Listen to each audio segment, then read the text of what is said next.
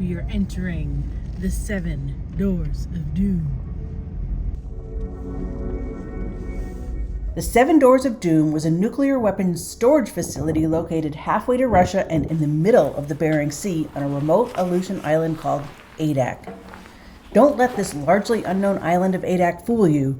It was home to one of the most strategic bases with over 50 years of continual service way out in the middle of nowhere. Today we'll explore what is left of the weapons storage facility and what it was like to be stationed at such a post.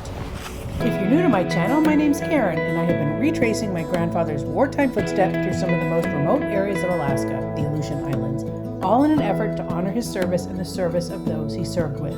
If you want to know more about this mysterious and forgotten conflict in one of the most spectacular places on Earth, then stick around. If you're not new, then welcome back.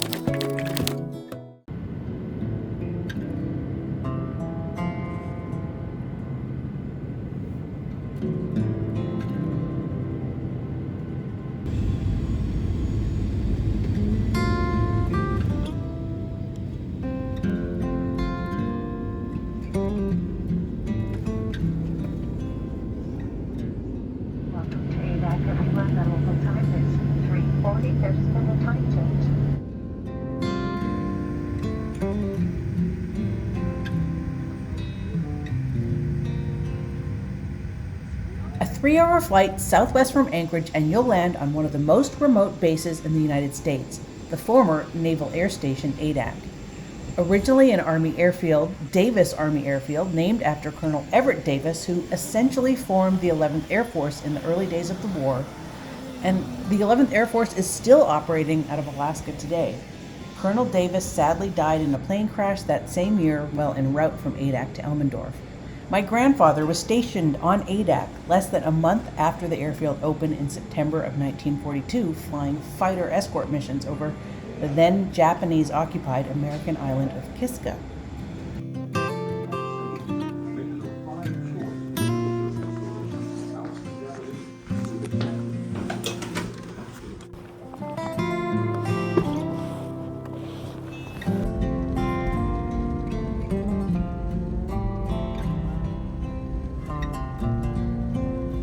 It was after World War II ended that the base was given over to the Navy and in the 1950s became the location of fleet communications, listening posts, and an underwater monographic post, as well as a support base for the Navy ships and its anti-submarine aircraft, the P-3 Orions.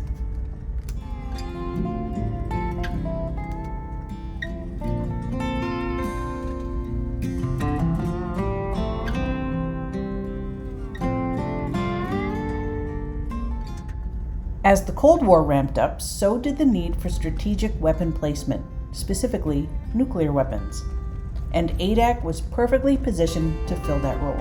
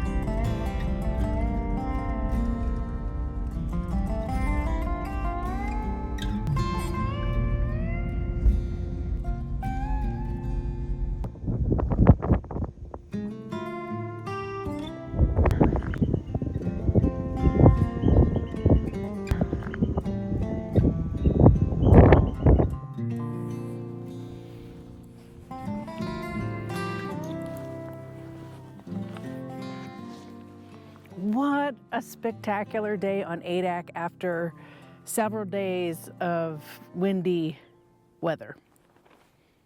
That is going to be short-lived because there is an approaching storm, but right now we are going to bask in the glory of Adak and all of its beauty. Mount Moffett is behind me, and it's funny that we are doing this video today on this glorious day. We are at 7 Doors of Doom, also known as the Marine Airborne Underwater Weapons Compound. So this weapons compound actually housed about 70 nuclear warheads, M57 nuclear depth charges. That's right. Nuclear weapons. It's called 7 Doors of Doom because there are 7 ammunition storage compartments. Each one is individual. The first 2 are the ones that held the nuclear warheads. The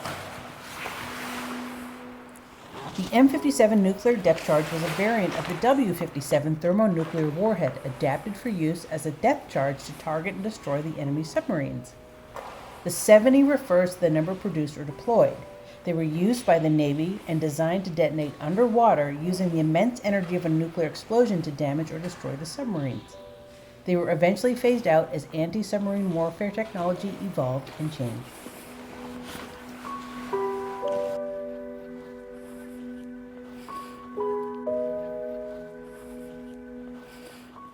So these nuclear missiles or nuclear depth charges would be used against Soviet nuclear ballistic submarines that were based off the Kamchatka Peninsula. And they were always lurking not far off the coast of Adak. So in the event of war, the P-3 Orions would be called upon to drop the depth charges against the Russian submarines in defense of the country.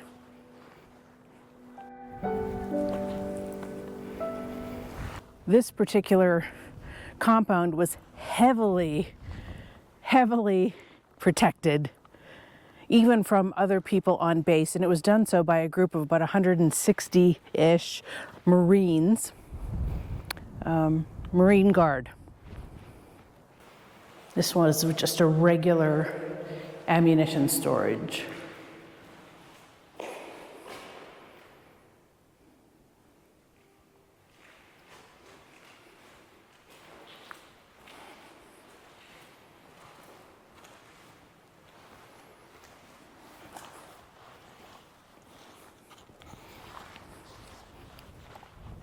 So the Marines lived up on a hill called Bering Hill, and the Marine barracks are up there. And they would be bused to the compound for 1-week stints. They would stay here. And across that little parking lot on the left, we'll go there next, would be where they would stay. That would be their living quarters while they were on guard duty here at the 7 Doors of Doom, where they called it the compound. Now they use these, believe this is owned by the Native Corporation, and they use them as storage.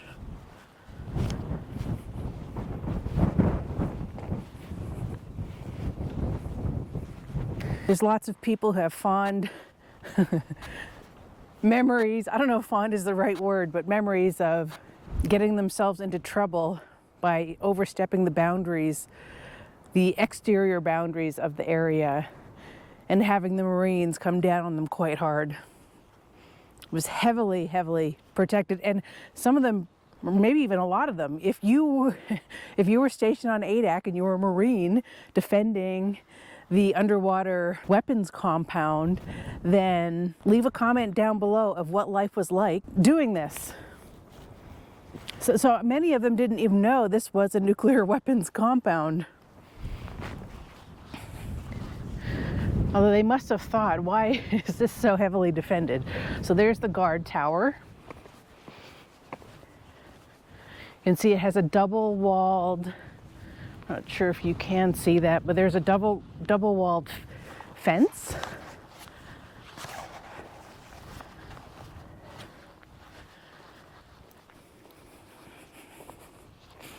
Into no man's land, so with barbed wire at the top.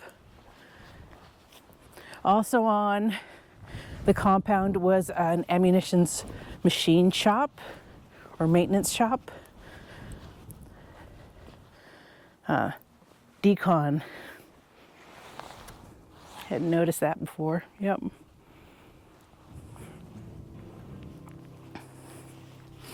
So this is the maintenance shop. You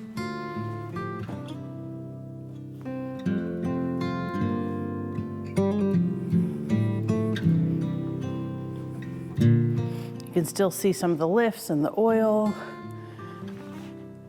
machinery, coils.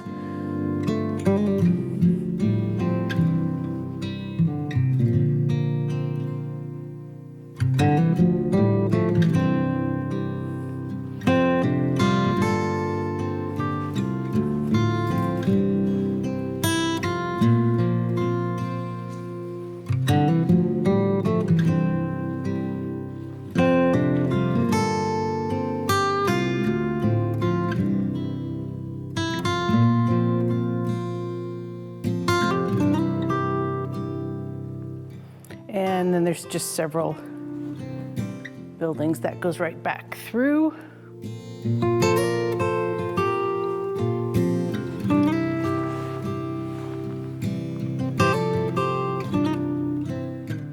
I believe there's like some lockers back there. I've been through this a few times.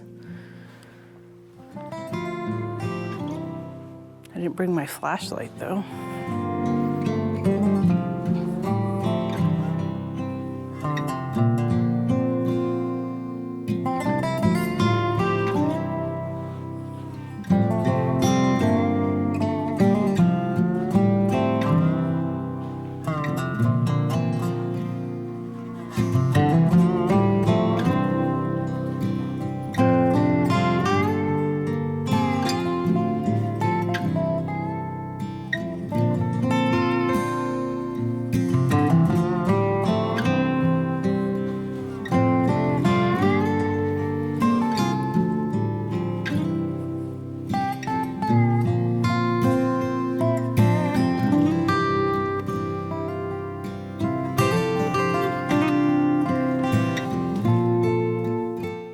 Still got a phone in this one.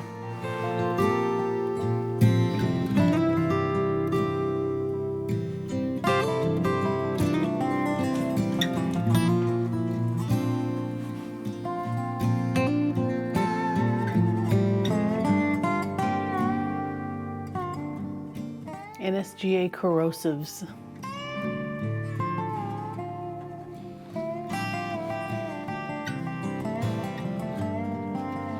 Stack of buckets.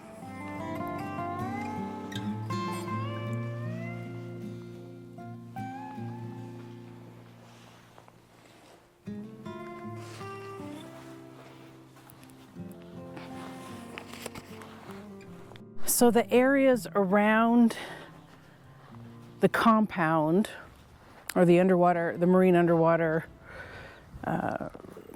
weapons compound, was an exclusion zone.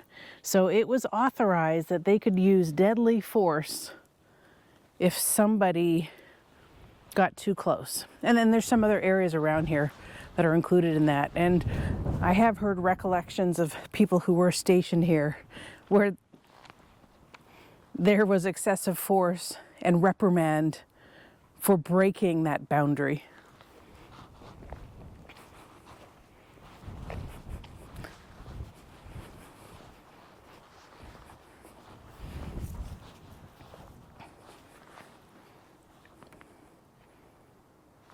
So there's another weapons and maintenance building. This one has a firearm locker.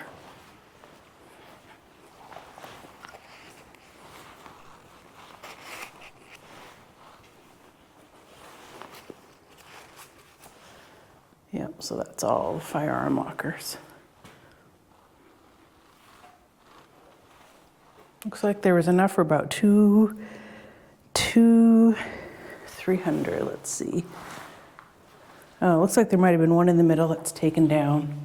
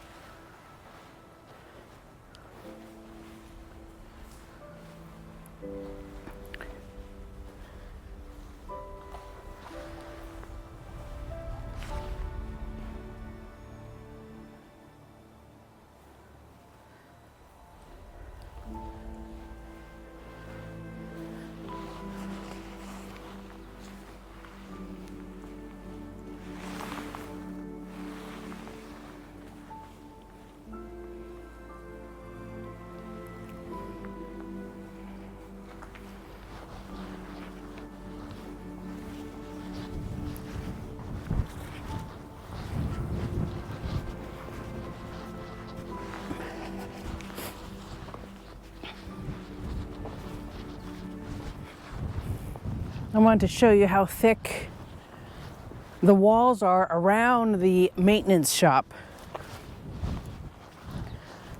They have some, oh, this wasn't open before. They have some blast walls.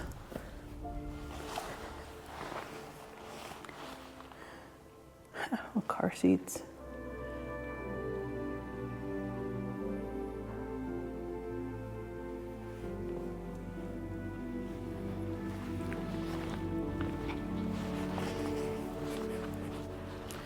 There's some very thick blast walls around this maintenance compound, maintenance facility.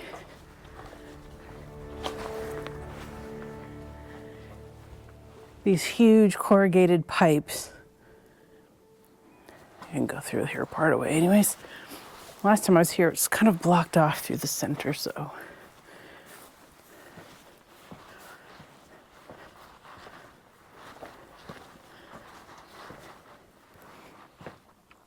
And these go all the way around the whole maintenance shop.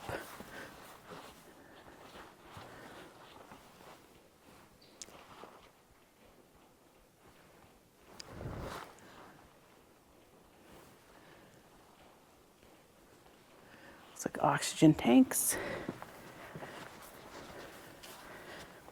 Yeah, now it gets. That could have been a lookout. Let's see if we can just keep going.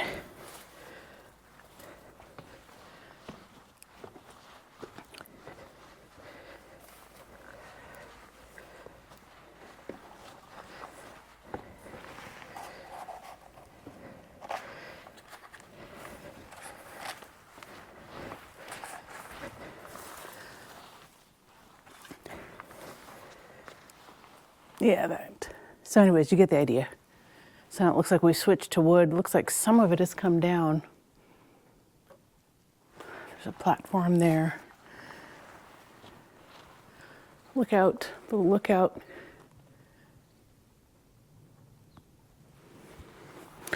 Armed lookout.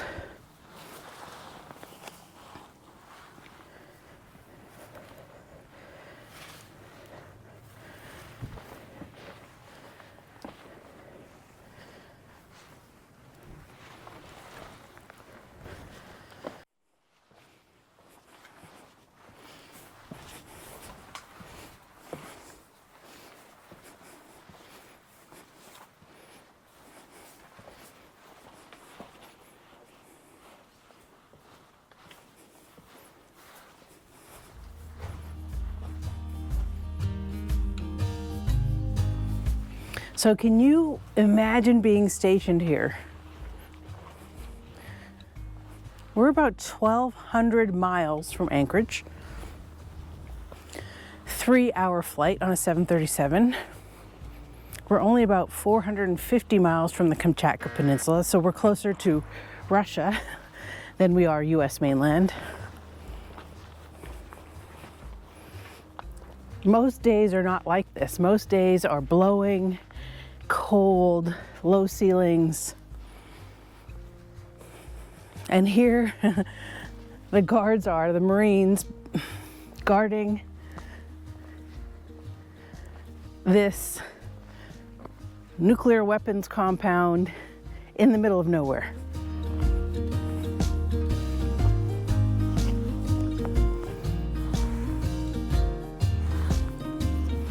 People who were stationed in the Aleutians, and even through World War II, they either loved it because of the wildness of it and the beauty and the nature, or they hated it because of that same thing, the isolation.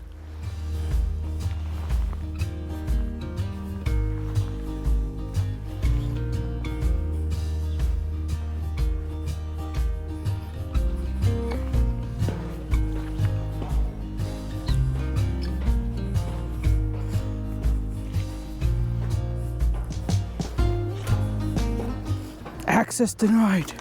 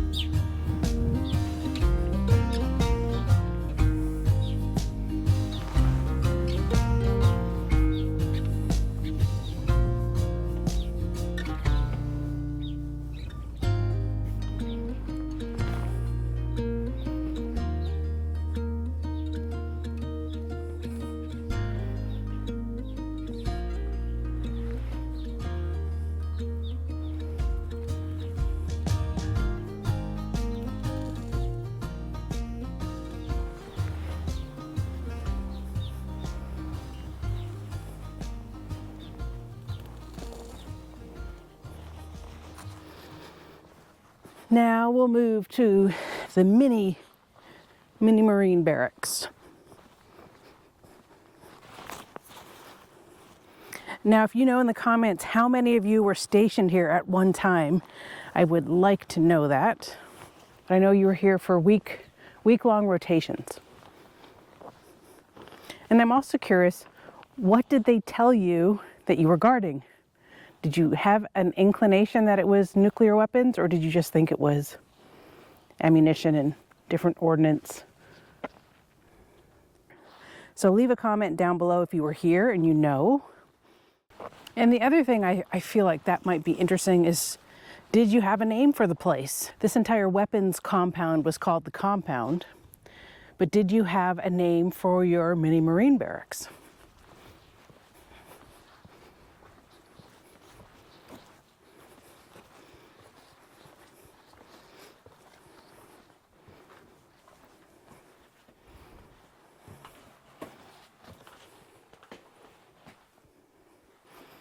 Little cubby holes.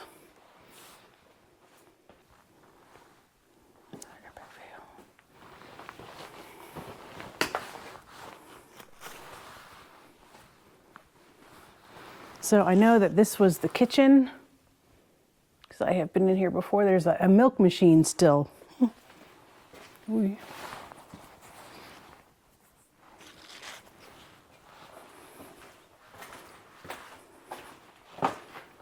This was like the main living area, and there was looks like there was a gym in here.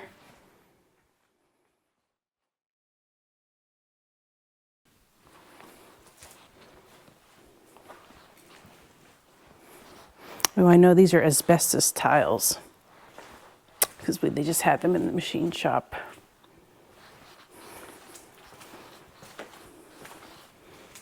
Looks like that was like a little closet.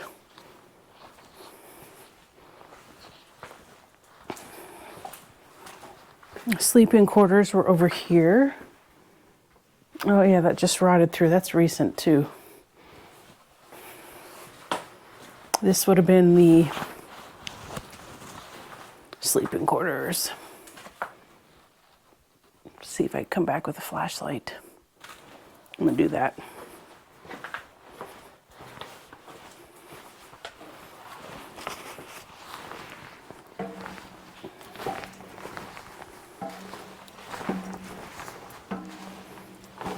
This is the lookout tower.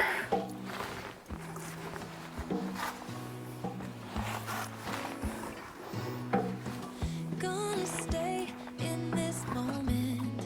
Gonna lay here on the grass.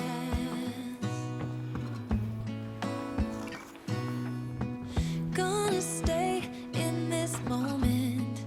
Gonna lay here on the grass.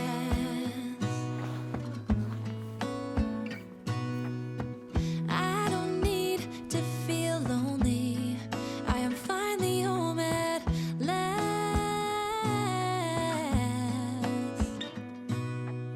And I don't mind being gone on adventures for a while. No, no. 'Cause the best thing about it is I know I'm coming back. Oh, oh. Of all the magic places in the world I've been to, this is where my heart is. Oh, you know it's true. No matter where I go, I'm coming home to you. Been walking down the street so many times, my feet know every brick and stone. Could wear a blindfold no matter what. If I remember correctly, I felt like it sleeps around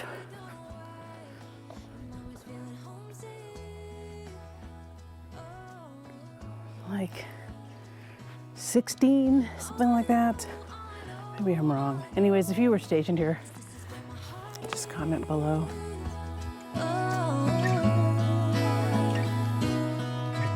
I have seen many places where the beauty never ends. The guard tower. Different cities, friendly faces.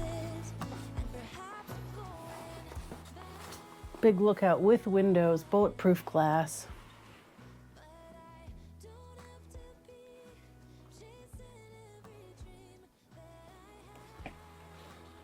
Man, to be stationed up there for so long before the land of social media and telephones and computers.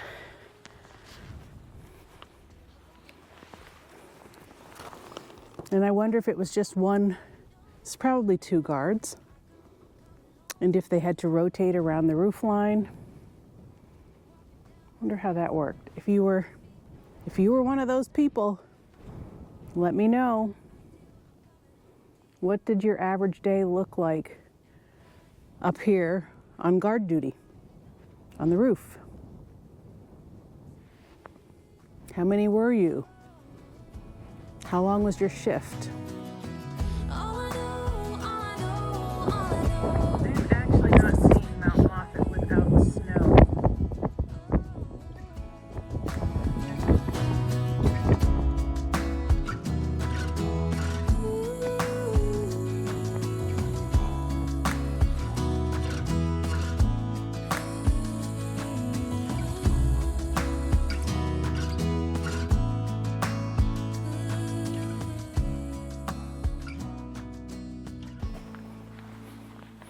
Okay, so we know that they had enough men in here to defend the compound should there be an attack. There was a mini gym, there was a galley, there was enough berths to sleep those who were stationed here. There was, I guess, an armory, little mini armory, obviously. Oh.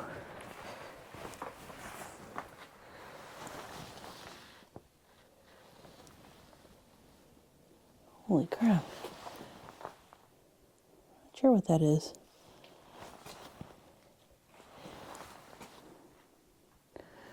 Well, we're not gonna go near that.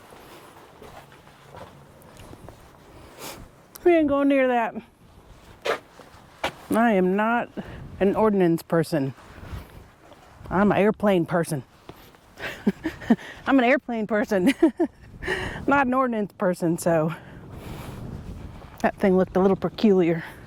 I have to ask my friends. So there's one other kind of cool thing on the property that I thought I'd show you. I think it's kind of weird. It's a little bunker made out of sandbags that is behind the ammunition storage area. Has little slit trenches on the bottom.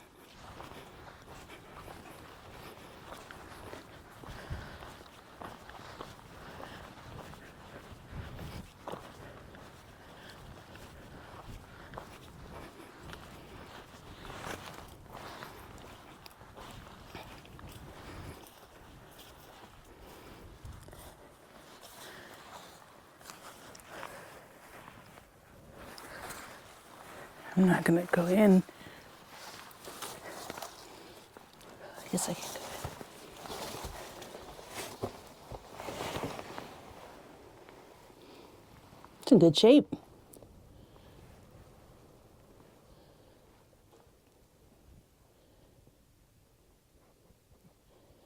So I'm guessing this would have been in the event of an attack.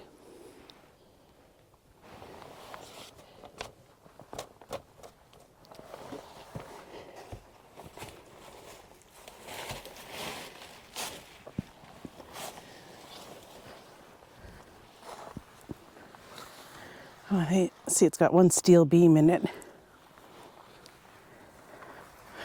Walk the perimeter.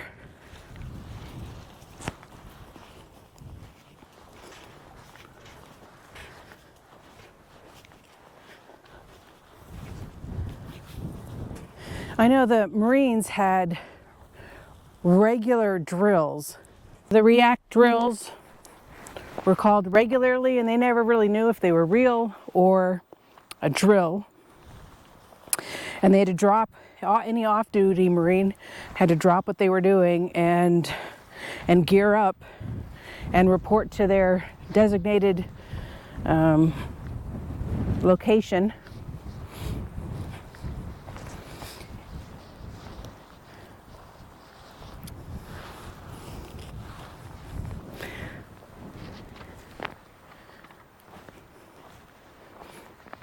Each Marine's tour was either 2 years or 1 year. I think the lower ranks only had to spend 1 year. The higher ranks had to spend 2 years.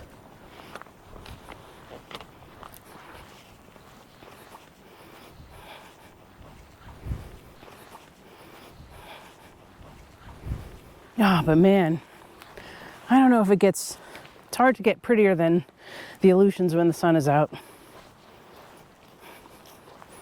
Maybe Scotland.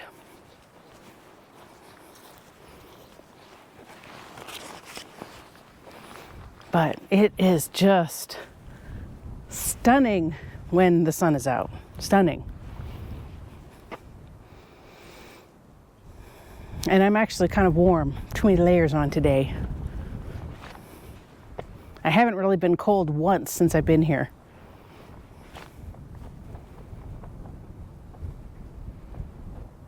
Gosh. So, 7 doors of doom on a gorgeous day. How ironic that we're talking about nuclear weapons in the most spectacular landscape.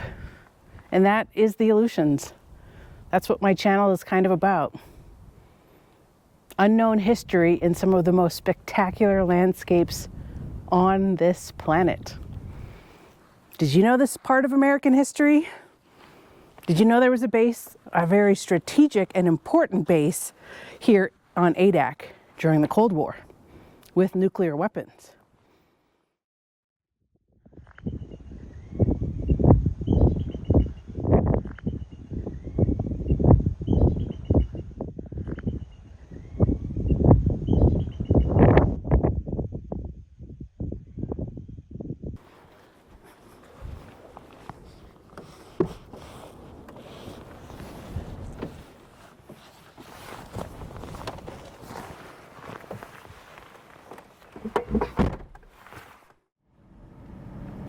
Thank God we never had to use nuclear weapons. And may we never ever have to use them again.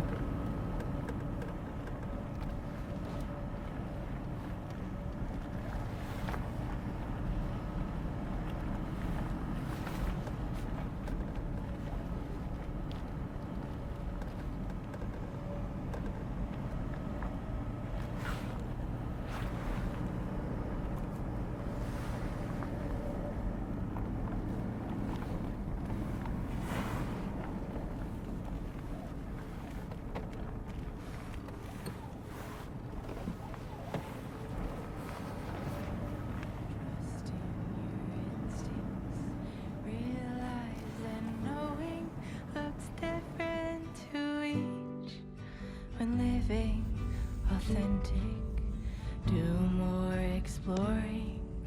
It's deeper than knowing, looks different to each. When living authentic, do more exploring. It's deeper than knowing just what is essential for life. Wow, it had gates on both sides. So you couldn't even come close to the compound. That was one of the gates and we passed the other gate before. Oh, look at the eagle right there. Burn off the fire, let go until there's peace to your core. Live a life you adore.